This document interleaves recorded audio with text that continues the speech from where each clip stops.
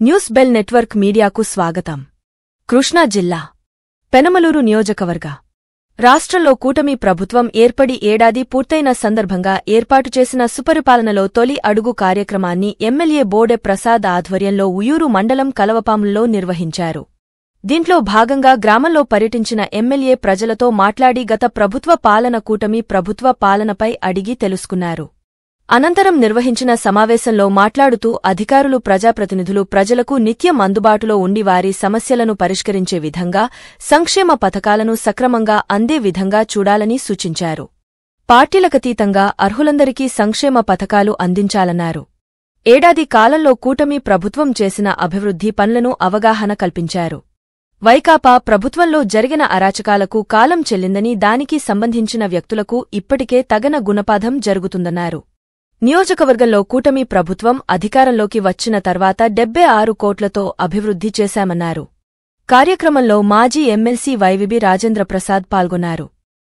ఈ గ్రామంలో ఎక్కువగా పేద వర్గాలు నివసిస్తున్నారు. పూర్తి స్థాయి అభివృద్ధి అంటే ఇందాక చెప్పాం, తాగునీరు, మంచినీరు, మురుగునీరు, చెత్త సేకరించడం, ఇవన్నీ కూడా. దాంతో పాటుగా ఈ గ్రామంలో ఏదైనా ఒక కార్యక్రమం జరగాలంటే ఒక కమ్యూనిటీ హాల్ కావాలి, అంటే ఒక కళ్యాణ మండపం లాంటిది కావాలి.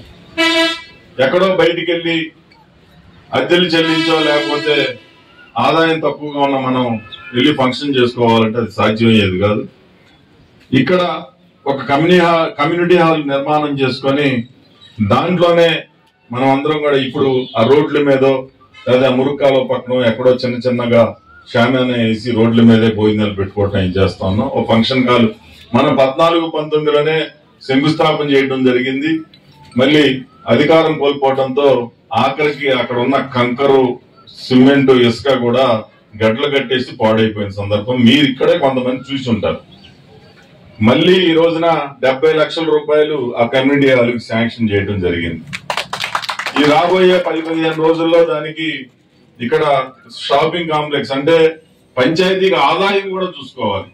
ఈ రోజు మీరు అందరూ రోడ్లు అడుగుతా ఉన్నారు, డ్రైన్లు అడుగుతా ఉన్నారు, లేకపోతే వీధి లైట్లు, ఇటన్ని ఖర్చు పెట్టాలంటే పంచాయతీకి కూడా సొంత ఆదాయ వనరులు కావాలి.